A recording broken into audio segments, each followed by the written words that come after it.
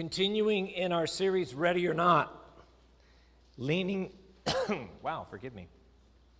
into tomorrow by faith. We've already seen that God supplies everything we need in order to face the days ahead. And we still live in perilous times, even though COVID seems to be waning. There are still a lot of unknowns. Things are changing very quickly in our country. We're probably more divided than we've ever been. The church is in real trouble. It is in need, in my opinion, of revival, of cleansing, of empowering, to have a sense of the Spirit of God. And so we need to know how to lean into tomorrow, not just face it with our hands up, afraid, but to go boldly into tomorrow, ready or not. And so we've learned already that what we need in order to be able to do that is a solid foundation. We need to have made our choice. Either we're going to follow Christ or we're not going to follow Christ, and we're going to take everything that comes with that. Got to build on that rock. We need grace because we're going to fail. We're going to make mistakes. Thank heavens that God has grace available. We need reverence. We learned all about that last week. We talked about how it's foolishness to assume you know everything about how all this stuff works. That there are spiritual forces that are out there that we need to be aware of, prepared for. Now, not afraid of if we're in Christ, because we have power, we have victory, we are overcomers. Greater is He who is in us than He who's in the world, but yet reverence for God. We've learned that it isn't just enough to know the name of Jesus. You have to know Jesus Himself. There's only power in that name if you know Him. And today we're going to take a look at the fourth thing that we're going to need to lean into tomorrow. And this one may surprise you a little bit. It is relationships. Relationships are very, very important, and they will become even more important for you and I in the days ahead. That's why the church is so important. You know, one of the things that has happened with COVID is that people have realized that they don't have to get dressed up. They don't even have to take off their pajamas. They can sit on the couch, boot up a computer, and see everything that would normally be going on a given Sunday, but from the comfort of their home. If they want to eat a snack, they can eat a snack. If they want to shut it off because the pastor's boring, they can hit a button. If they would rather not watch it all and just say they did, they can do that. YouTube, God's answer to everything. And because of that, even the commitment that was waning before COVID has now become an epidemic. Churches are reeling financially. They are struggling to keep going and to find a reason to convince people to come and be in fellowship. And today I'm going to explain to you why it is so important. And I'm also going to explain to you why social media is not a replacement for relationships. As a matter of fact, social media is named exactly for what it is. It's media. Social media is all of the millions of people that are on social media having their own TV show. That's what it is. They all have their own talk show. They can say whatever they want. They can take video and post it and tell you all about themselves. And I got to tell you, I'm not really prevalent on social media, but from what I've seen, a lot of people don't deserve their own show. Very few do. And yet, we think of social media as being the same thing as a relationship. I got 700 likes on my last video. That means I have 700 friends. No, it doesn't. I have tagged this many people. That means I have that many relationships. No, it doesn't. Even people that you're close with, you do not interact the same with them digitally as you do in real life. Hey, listen, people have gone to meetings during COVID via Zoom. Is that the same as having a face-to-face meeting with someone? Absolutely not. And yet, we mistake that We think that because we're active on social media and posting every little inane thing that happens in our life, not to be, mean, but come on. I had a sandwich for lunch? Really? Alert the media. Social media is not the same as a relationship. A face-to-face relationship is dynamic and important and irreplaceable in the life of a believer. We have been designed by God to be relational. Why do you think, as we talked about the story of Adam and Eve, that it wasn't good for him to be alone? We're not just talking male, female. We need other people. We're designed for it. How do they punish prisoners when they really act up? The worst of the worst. You can't kill them. What do? They isolate them. You go to the isolation ward. And yet, as time goes by, here in our country, we are becoming more and more separated from one another. The family has been broken down and destroyed and redefined. Friendships have evolved to little more than a post on a computer. Work relationships are kept distant. We've even learned now that we don't even have to go to work. We can work from home. We can do everything from our bedroom or our basement or wherever we want and not have any interaction. Isn't that heaven? No interaction with anyone. And yet, the Bible says that relationships are vital for you and I. They're vital. And that's why the church is so important. That's why it breaks my heart that people don't prioritize church. They think, I don't need to go to church. If I'm really interested in what they're doing, I'll just go on YouTube. Or I'll ask somebody what happened. Or I'll just get by on my own. I don't really need it. I can sustain myself spiritually just on my own. I don't got to listen to that clown. I can go on YouTube and listen to some of the best speakers in the country. Why am I messing around? I'm listening to the best music too. It isn't the same. And today, you're going to hear about how important a relationship is, why relationships are vital, and why you and I need to be trying to build more relationships. Matter of fact, I think, and not to totally bag on social media because I know it has its value, but I think social media keeps us from relationships. Even when we're with people, we're not with people. You ever watch two people together? Watch two young people together. That's a kick. Two young people together, if they've both got phones, they're not looking at each other. They're just looking at their phones. What's going on? I don't know. What's going on with you? I don't know. Not to pick on young people, because I've seen adults do it too. Again, I'm not this old guy, get off my lawn. I'm not trying to do that thing, right? Listen, I have a phone. I look at my phone and everything else. But the bottom line is, I think relationships have suffered, and I think there's an isolation and a desperation that comes from it. And today, you're going to read and hear a story about just how dynamic a relationship could be, how life-changing a friendship can be. And so with that, I ask you to turn to 1 Samuel chapter 20. I'm going to give you the backstory by going to 1 Samuel 18. We're going to begin with a part of this story that's very familiar to you, David and Goliath. Everybody knows that story.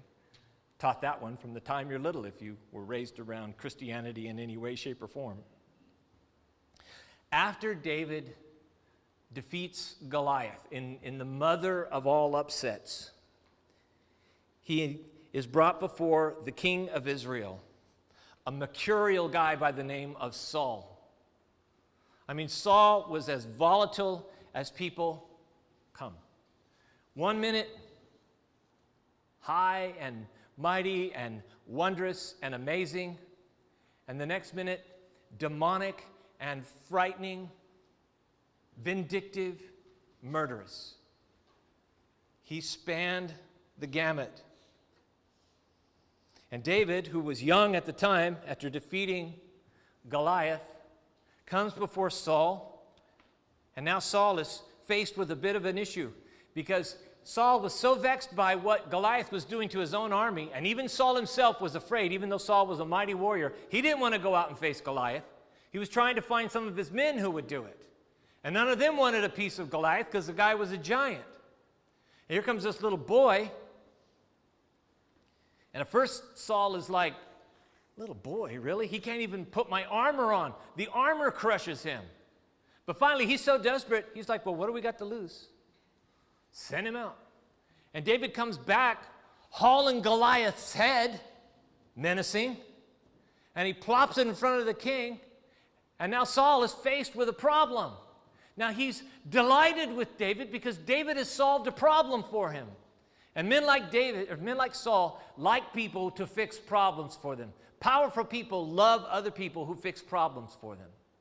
And so he's caught up with delight in David, but he's also facing an issue because Saul had offered a huge reward for the guy who could defeat Goliath. He told him that he would reward him with great wealth. He would exempt him from all future taxes. Whew! If somebody would offer that reward today, they would have no problem getting people to go get their COVID shots. If they just said, whoever gets the shot, you don't got to pay taxes anymore. And then lastly, he offered up one of his daughters in marriage to somebody who comes and is essentially a kid. And now he sees David, and he's pleased with him, but his motives are self-serving. And his affection for David is fleeting, because that's who Saul is. You never know when you come into the room if he's going to love you or hate you.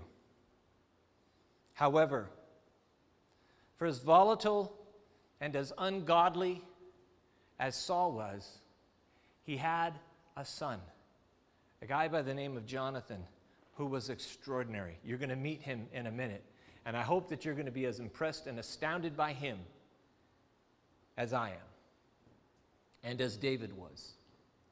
And Jonathan, after meeting David, is just irresistibly drawn to him. One, because David was fearless, and so was Jonathan.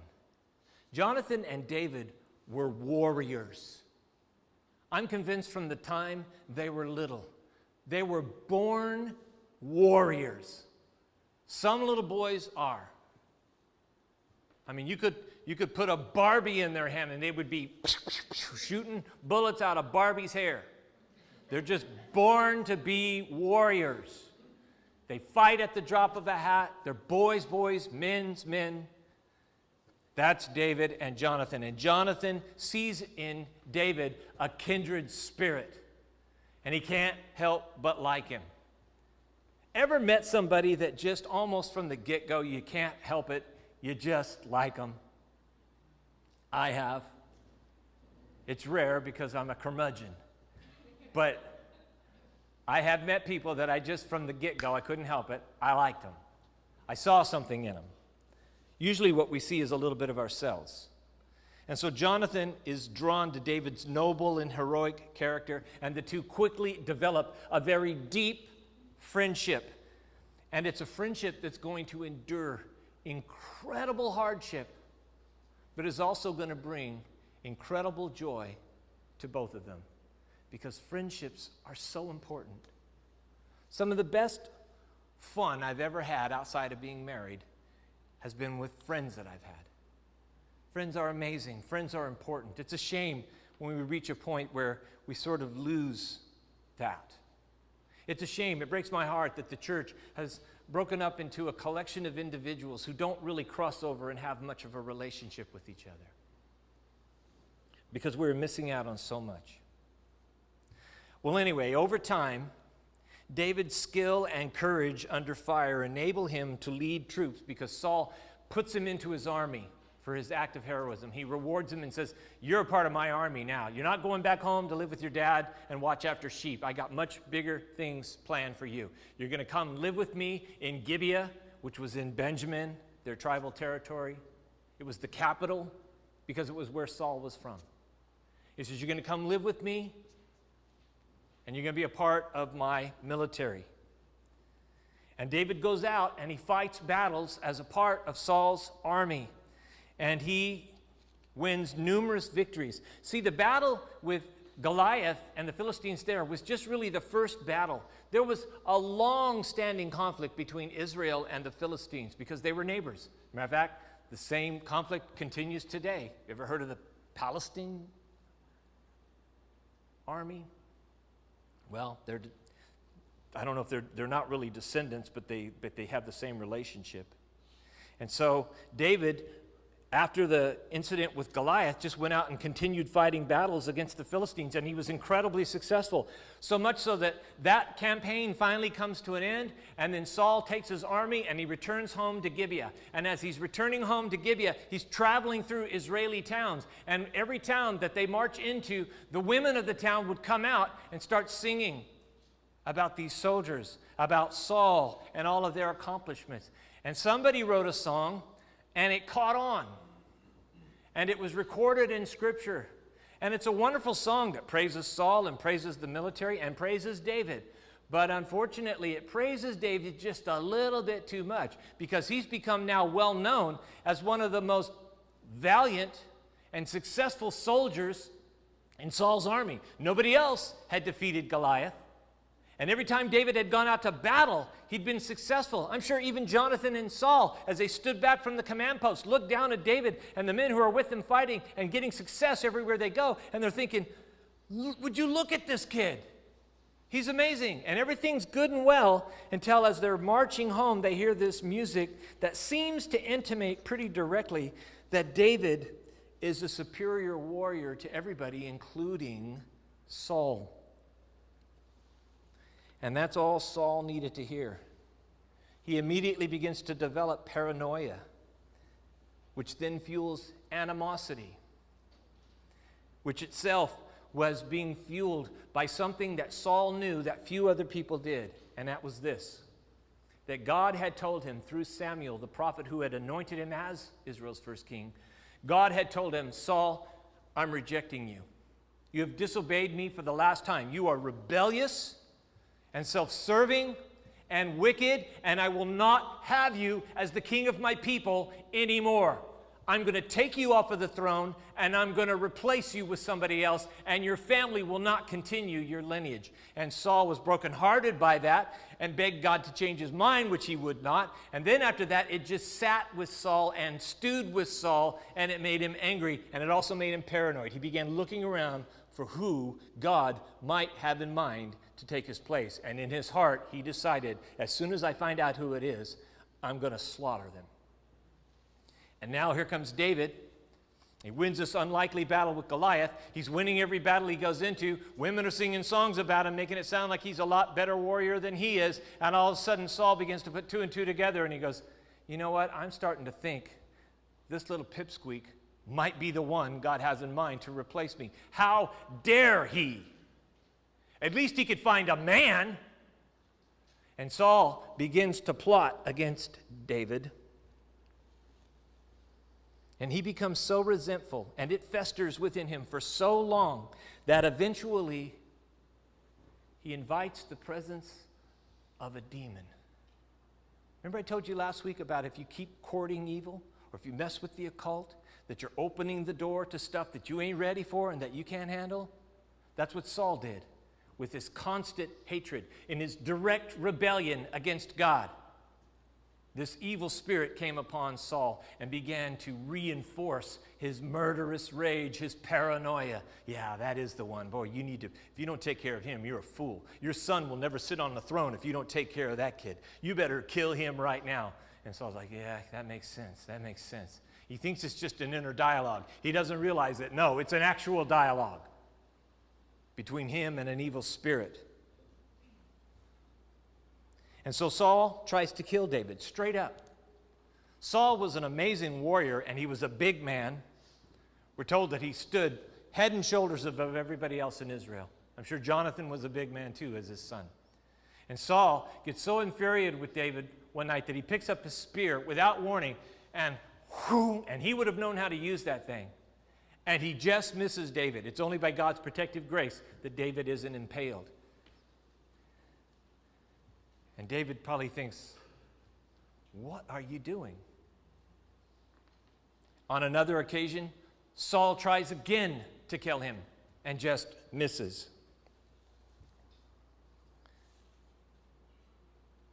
And the more Saul tries to kill him, the more David escapes. And in the meantime, David is continuing to go out to war and continuing to have success, which is galling Saul. So finally Saul decides, okay, you like war, boy? I'll give you war. Under the ruse of promoting him, he puts him in charge of a regiment,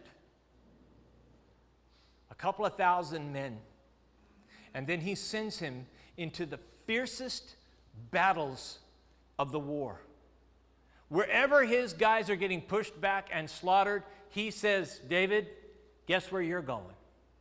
And he sends him into these battles, hoping that the Philistines will do his work for him, that they'll kill David. But it doesn't work. David continues to have a successful military campaign against all odds, and the more successful he is, the more the people love him, and the more they love him, the more they praise him and sing songs about him, and now Saul is becoming livid. He can't kill this kid, and he can't stand him.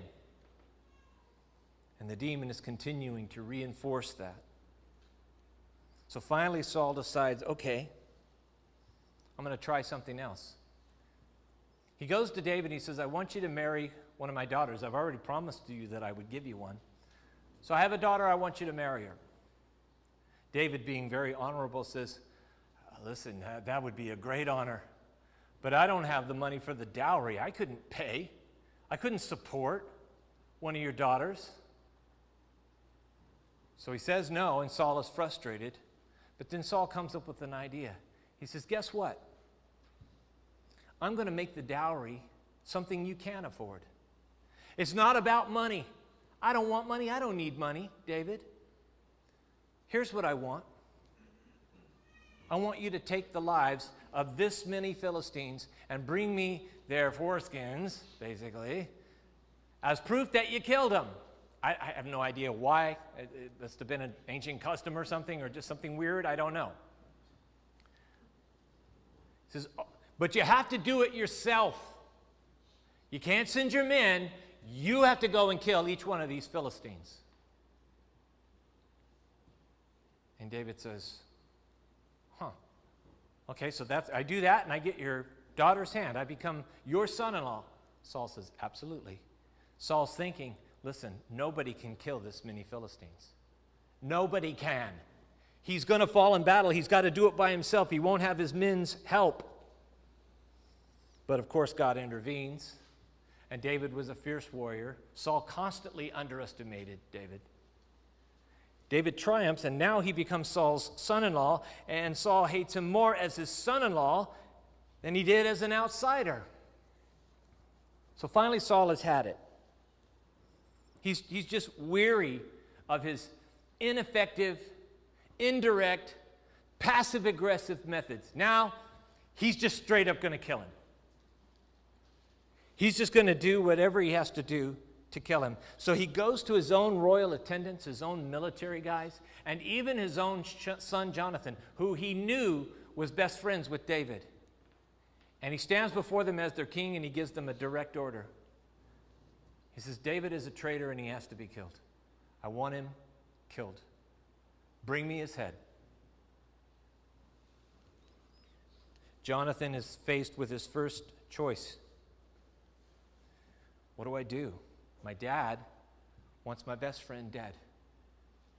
I think Jonathan suspected and kind of knew. My dad is becoming increasingly unstable. My dad is irrational. There is nothing that my friend David has done to merit my dad's hatred. What is wrong with him? Jonathan is a godly man, an honorable man, and he knows that David is too. He knows that they both worship the same God in the same way. So Jonathan makes his choice. He goes to David and he says, you're in great danger. My father wants you dead, and he has given the order. You had better go into hiding, and you had better go quickly. Because if you don't, he's going to kill you. Hide away, and I'm going to go to work on my dad and see if I can't convince him to abandon this insane vendetta of his. And so Jonathan does. He goes to his father as only a son can, and he points out to him the error of his ways. I told you before, Saul was mercurial. He would repent suddenly from all of his wrongdoing. I've done wrong. You see it back and forth, back and forth. One minute he's trying to do what God wants and trying to be godly. The next minute he goes right back to being the devil's pawn. Well, when his son speaks to him, I think it touches his heart. And he realizes, you're right, son. What am I thinking? What am I thinking? David hasn't done anything disloyal. He hasn't done anything to deserve death. So he calls off his plans, and he brings David back to live with him. But war breaks out again. And when war breaks out, David has to go back into battle. And when David goes back into battle, he is victorious. He's like no one that anyone has ever seen when it came to war. Born warrior. And he comes back with triumph after triumph after triumph, and the women start singing their songs again, and Saul can hear it ringing in his ear, and the demon returns, and all of a sudden he can think about nothing but, I have got to kill him.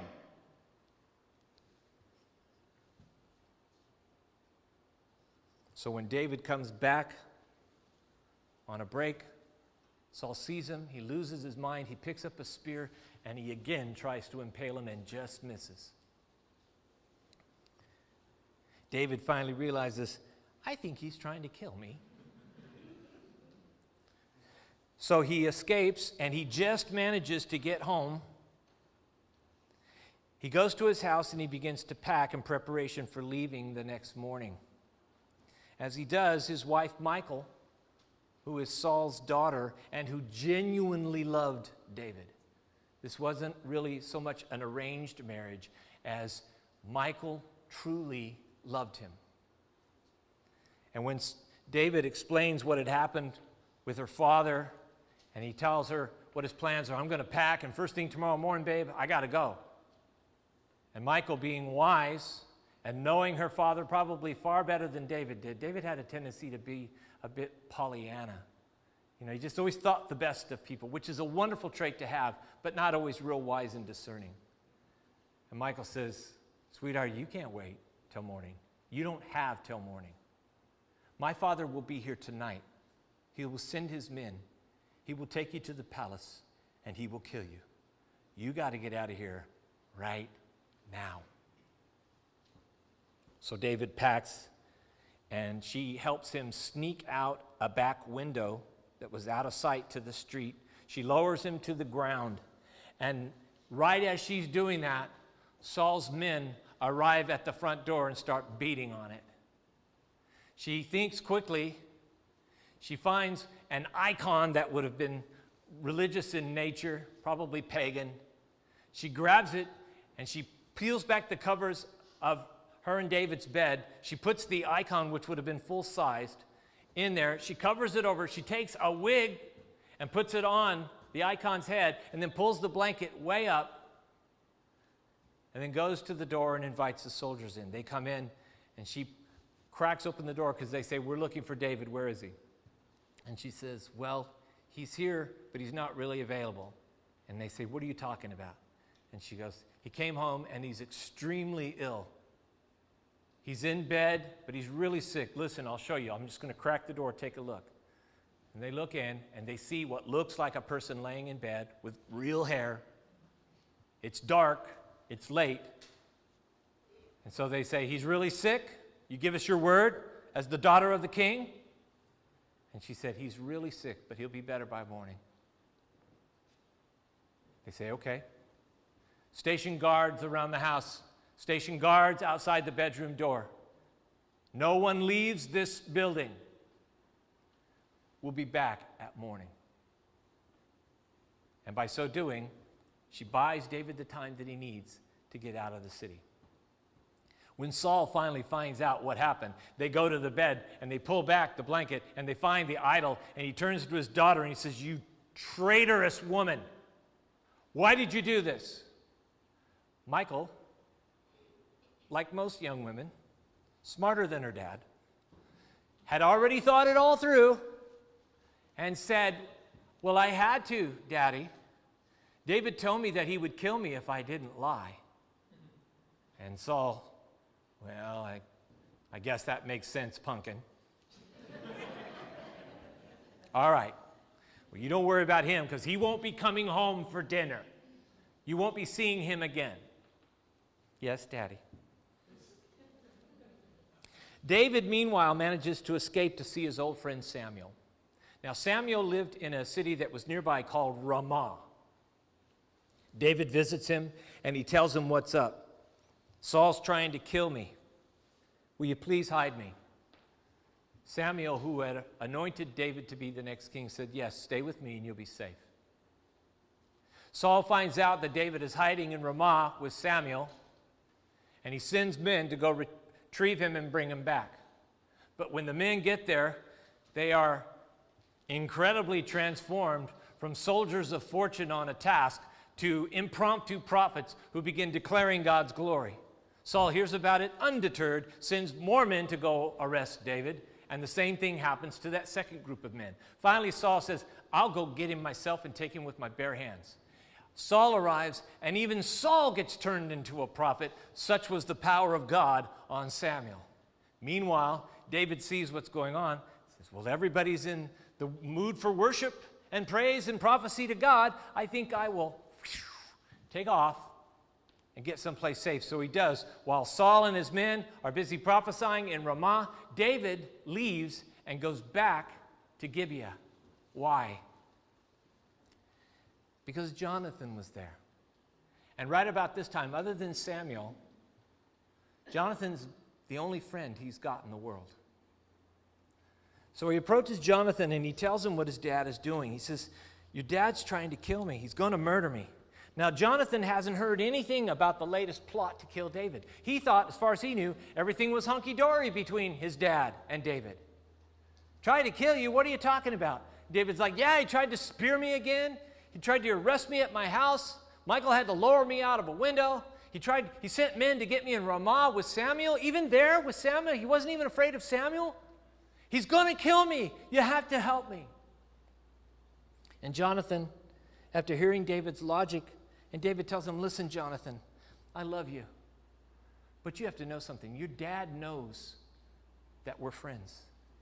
And because of that, he's no longer trusting you with this kind of information. He's going to kill me, but he ain't going to tell you until after it's done because he knows you'll try to intervene. That resonates with Jonathan, who knows his dad and knows just what great instability he's capable of. And so Jonathan says, okay, all right. Well, how can I help you? And David has already thought it through. And he tells him, listen, maybe you're right, Jonathan. Maybe your dad is over this by now. I mean, the last time I saw him, he's prophesying. Maybe it taught him a lesson. But maybe he's not, because you know what your dad's like. We need to know for sure, though, before I go traipsing back into Gibeah and say hi to him, and he takes my head off. So I have an idea. There's a big festival that starts tomorrow, and we're both supposed to be at it. I ain't going, but you go. You show up at the table, and eventually, if my presence or my absence is noticed by your father, and if he says anything, I want you to tell him this. Tell him that I had really pressing business in my hometown of Bethlehem, family affair, and so because it was so important, you yourself gave me permission to go and to miss the banquet so I could take care of my family business. When you tell him that, your dad will have one of two reactions. If there's no problem and everything's cool, he'll just say, oh, okay, and that'll be the end of it. But if not, if he still intends to kill me, then he's going to get real mad that you thwarted his plan. And if he gets mad, then you got to tell me, and you got to help me get out of here. So Jonathan agrees, and they set up a code. In case Saul does intend to kill David, and therefore orders a manhunt, and therefore would be following Jonathan, they work out a communication code for whatever Jonathan learns. In 2 days, both Jonathan and David would return to a field that they were both familiar with, a field where David had hidden before, and where Jonathan knew exactly where he would hide. And then he tells Jonathan, come here, and Jonathan agrees, and Jonathan He says, I want you to just fire off 3 arrows like you're doing target practice. And then when you fire the arrows, send a young attendant out to fetch them. And if the coast is clear for me to come back, I want you to tell your attendant that the arrows have gone to the side of where he's looking. But if I'm being hunted and I'm in danger, I want you to tell the attendant that he needs to look beyond where he's looking. And so the 2 agree. Jonathan goes to the event as planned. I'm sure he's probably hoping and praying that his father isn't going to be as crazy as he suspects he is. He asks about why David isn't there. Jonathan gives him the prearranged excuse, and Saul loses his mind. He is so enraged, and he begins hurling accusations at his own son. He accuses him of treason. He starts bad-mouthing his mother. And then he picks up a spear and for the first time ever tries to kill his own son. That's how crazy out of his mind with rage he was. He tries to impale his own son with a spear. And by the way, Saul was a fantastic warrior who was really good with a spear, the Bible says. If he missed, it was just the grace of God. And now he demands, he tells his son, you're never going to be the king with your attitude, with your soft heart toward this kid. He's not even a Benjamite, he's a Judean, our enemies. You have to prove yourself to me. You keep telling me how loyal you are to me, what a good son you are, how faithful to Israel. It is time for you to prove it. Bring me David's head, and all will be forgiven. But if you don't, you better not let me see you. Jonathan meekly inquires again, what had David done to deserve such vitriol? And Saul turns on him so violently that Jonathan, he knows now, I have to go. And I know what I have to do. Which brings us to our passage, 1 Samuel 20, starting at verse 35. In the morning, Jonathan went out to the field for his meeting with David. He had a small boy with him. Jonathan's made his choice. His choice is he has to willfully defy his own father. Can you imagine how hard that must have been? To choose a friend over your own flesh and blood? Now, granted, not just any friend. They were closer to brothers than anything else. And I think to myself, why did Jonathan do it? Don't you think most kids would just say, well, maybe Dad knows best. And if I do this, I may not become king. Who could turn their back on that? And he'll never forgive me. I know my father. He tried to kill me. He'll do it again.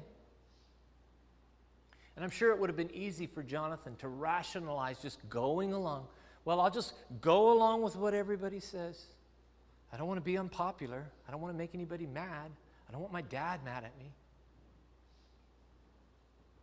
The reason Jonathan did it was because he feared God more than anybody else, and he knew his dad was wrong.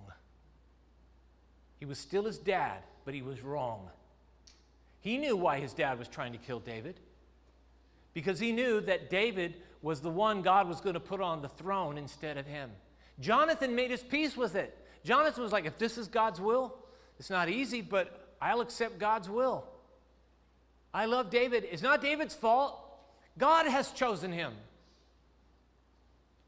And my father is wrong.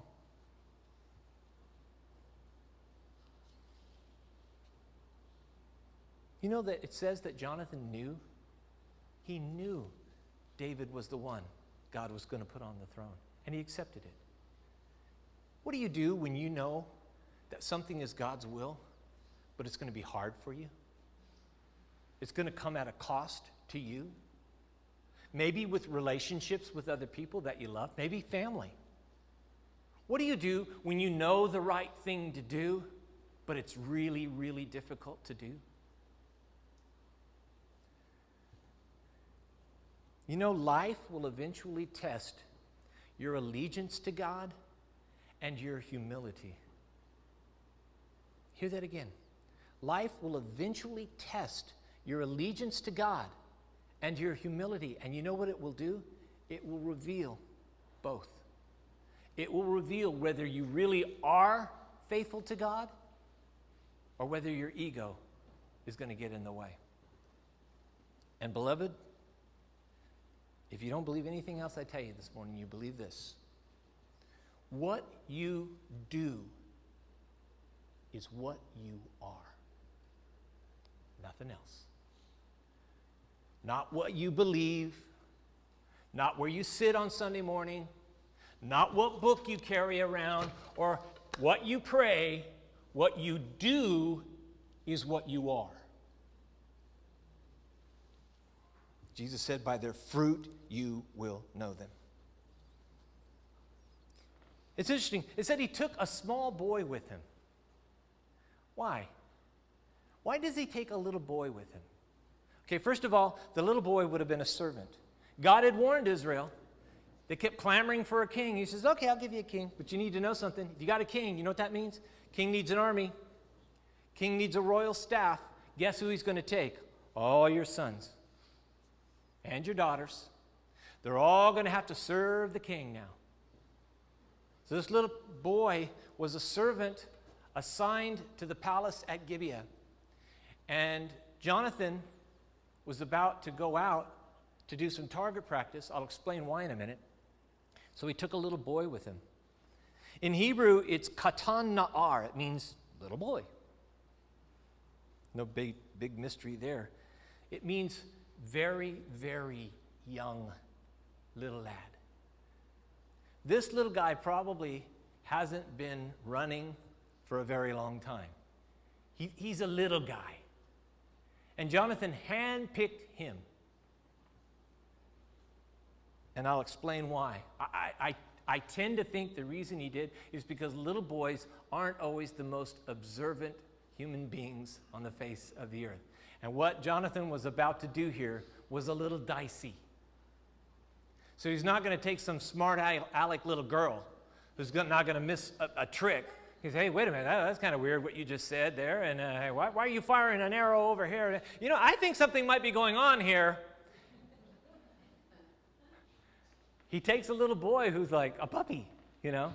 Hey, you, go get my arrow. Okay, you know. That's the way little boys are. It's awesome. Verse 36. And he said to the boy, run and find the arrows I shoot. And as the boy ran, he shot an arrow beyond him.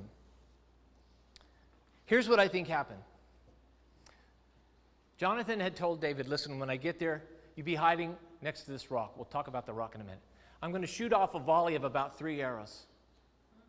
And then there's going to be another that I'm going to direct either beyond or to the side.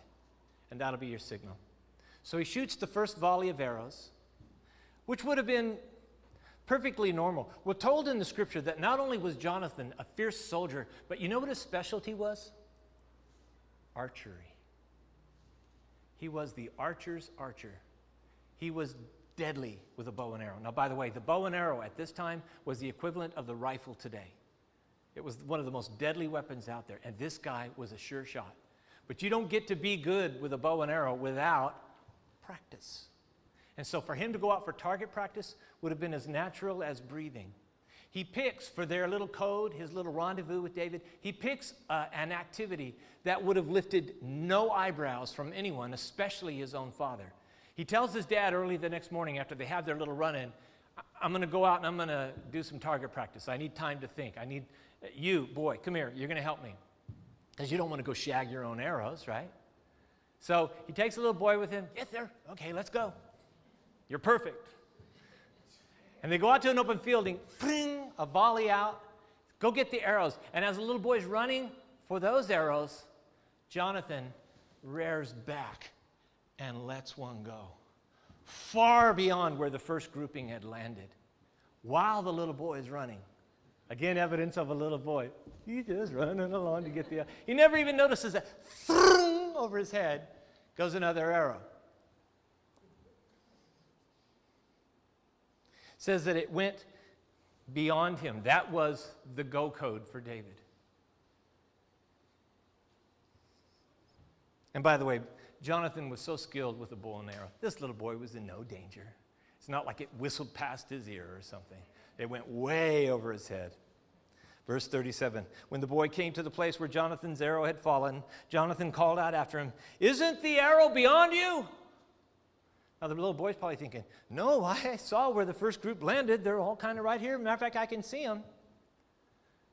I think when Jonathan fired the last arrow, I don't think the little boy had any clue that he had fired another shot, because he needed to be able to say, "There's one beyond you," and he wanted the little boy to not know that it was there so he could give him the command.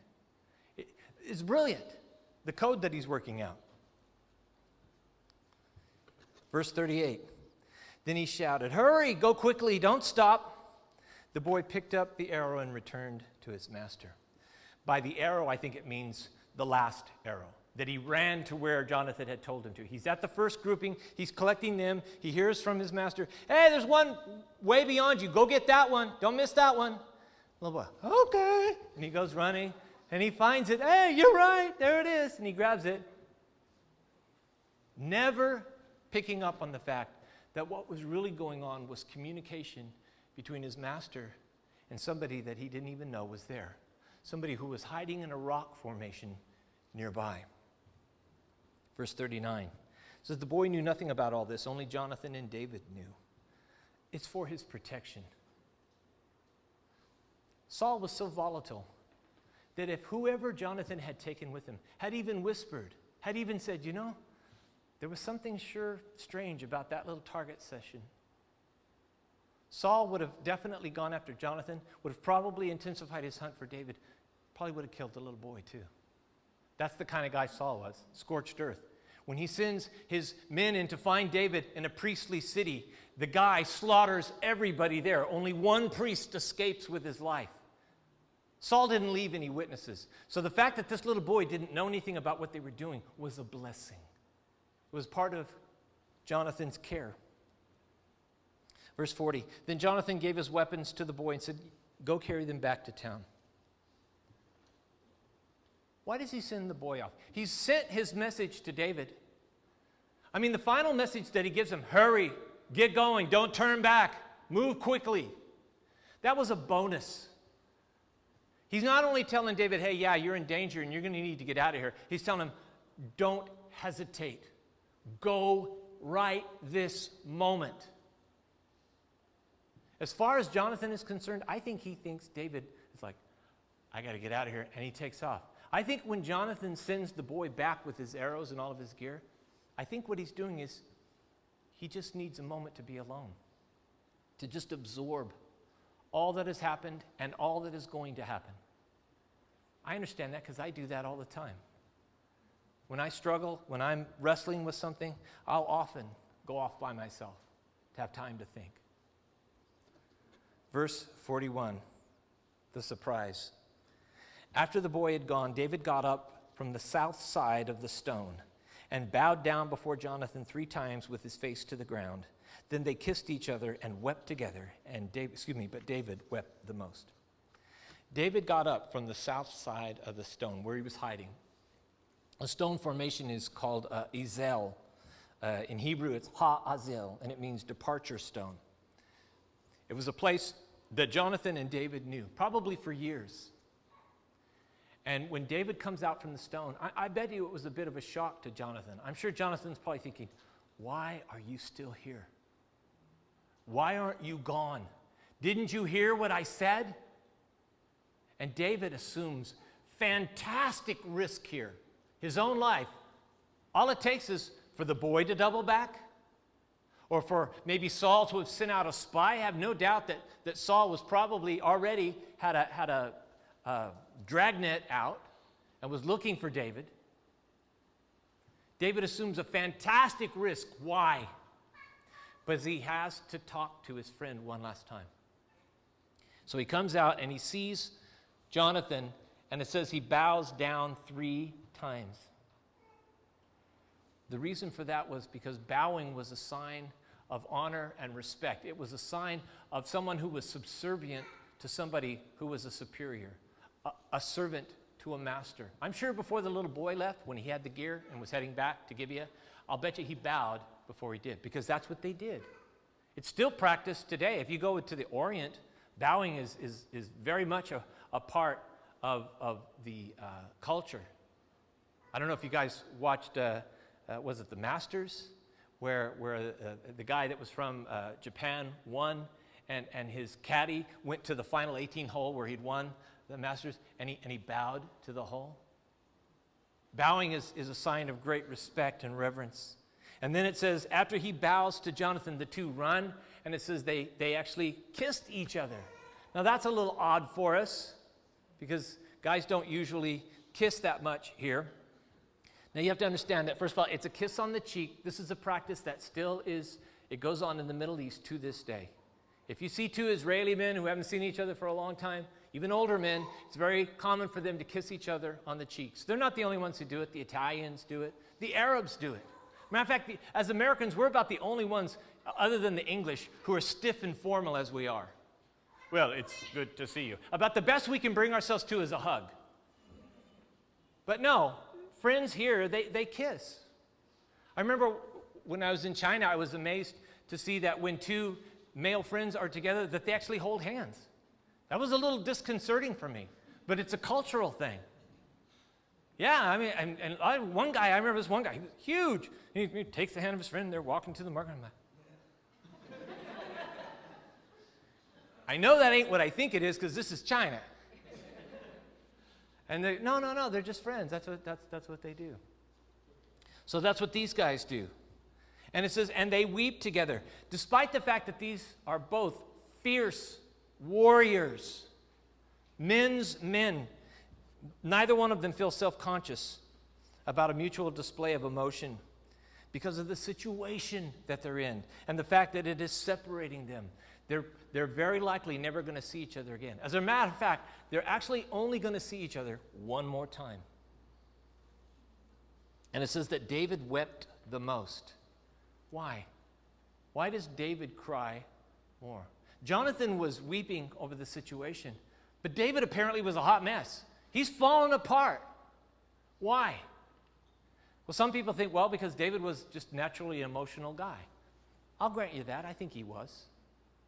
But I think it's more than that.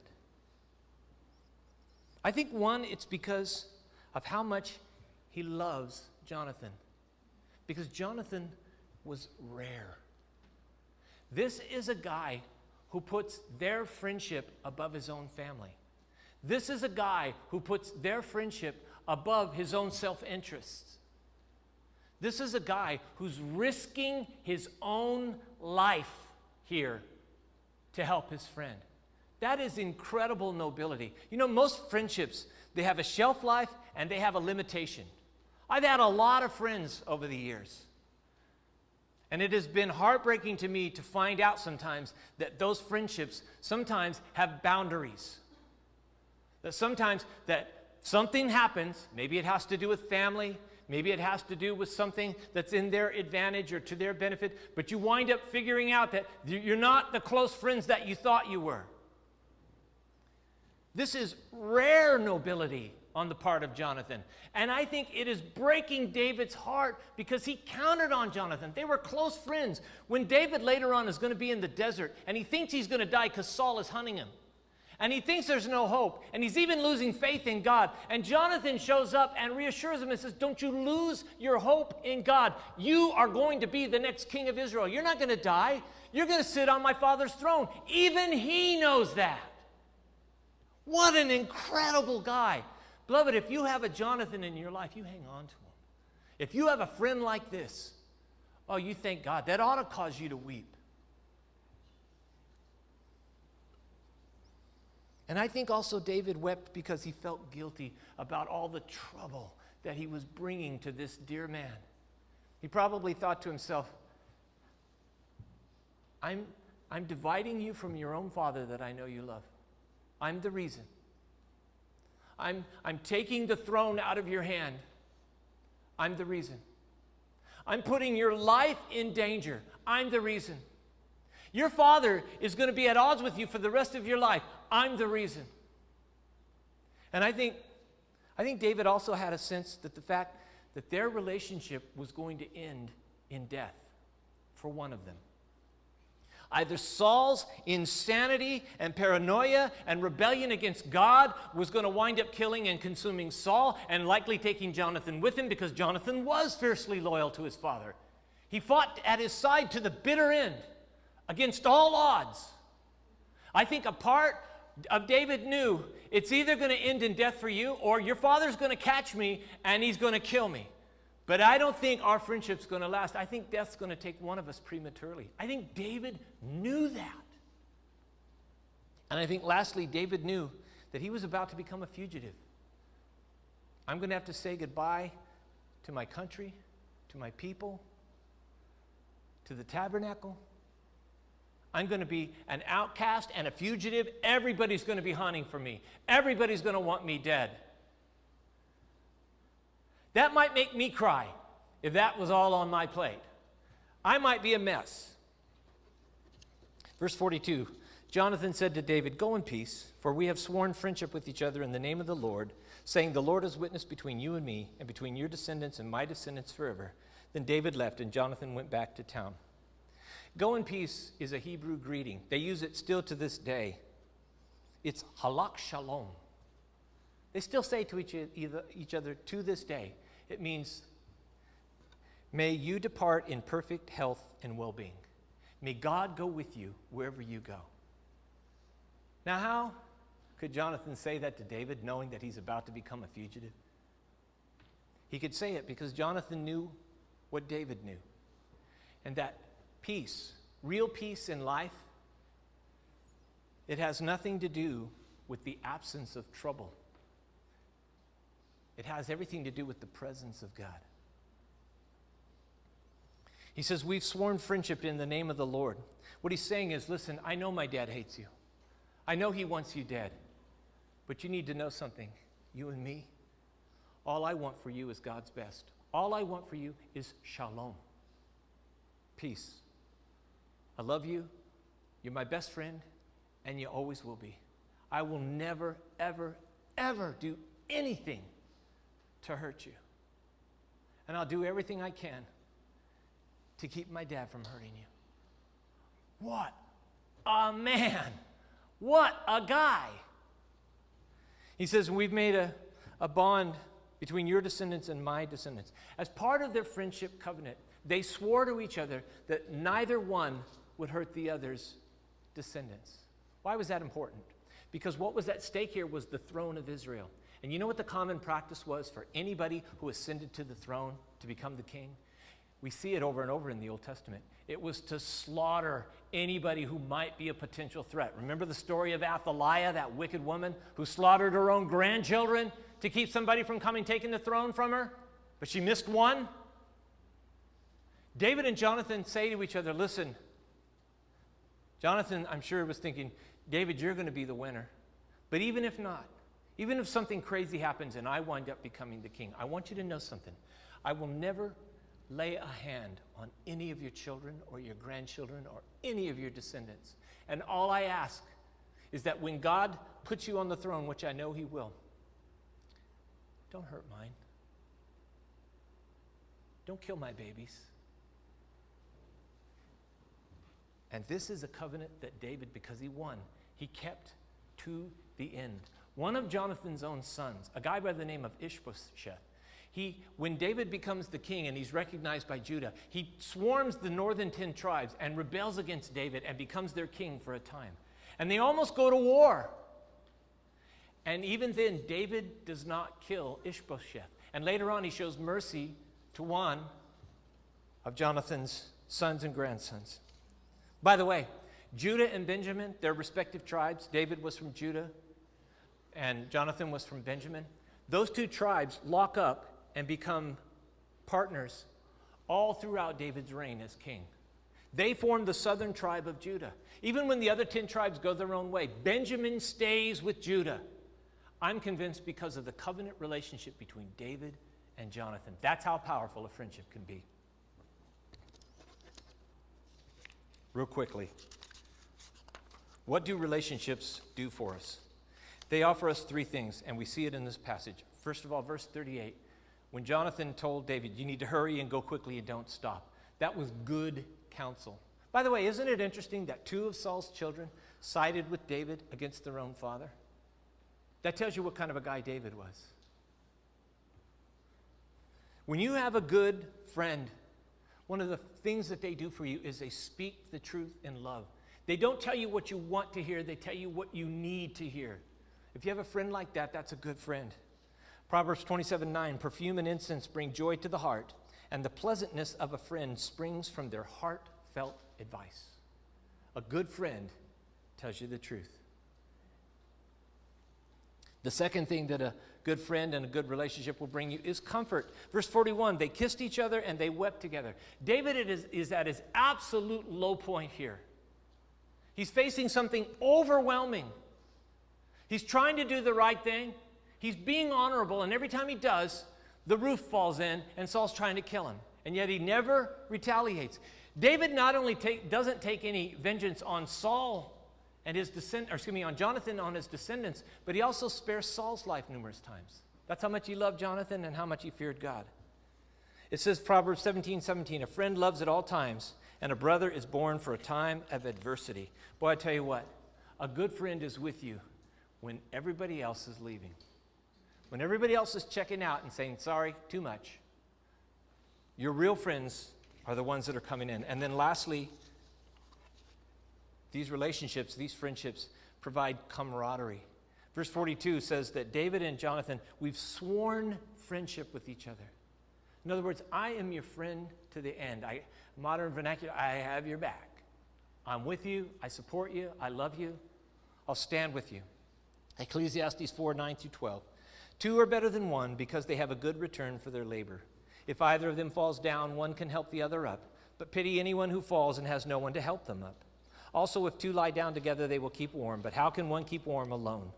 Though one may be overpowered, 2 can defend themselves, and a cord of 3 strands is not quickly broken. It's just another way of saying we need each other. We need each other. You know, best friends not only benefit each other, but they benefit everybody around them. Down in Miami, there's a couple of guys and they're best friends. Their names are Saul Scruggs and Keon Richardson. They work together, but they're also really, really close friends. One's older than the other, so they kind of have a mentor relationship. They work for the sanitation department in Miami, which is often a thankless job, but they're very conscientious. They never miss work, and they care about the people that they service. As a matter of fact, in the one area where they work, there's a lot of elderly people, and so they help keep an eye on them. And they're known for doing amazing things, going out of their way to help out their customers. Well, when COVID hit, they were deemed essential workers, so they still had to go to work every day. But now they didn't really see anybody because everybody was sheltered up into their home, afraid. But they kept doing what they had to do, an important and vital job, but kind of thankless. This was all last year. But then one day, something amazing happened that reaffirmed for both of them the value of their relationship with one another and the effect that it was having on those around them. Let's show you a video. Essential workers during the pandemic are more than just healthcare workers and those who work in restaurants. They are our grocers, our pharmacists, and even those who pick up your neighborhood waste. Local 10's Alexis Frazier shows us how one community simply wanted to say thank you. Residents of North Bay Road on Miami Beach woke up early Friday morning with their signs and gifts. But this is no birthday or graduation surprise. We're here to celebrate 2 of our sanitation workers who just really make our day brighter every day when we see them. Saul Scruggs and Keon Richardson make their way down this block twice a week. But today, cheers welcome this friendly duo.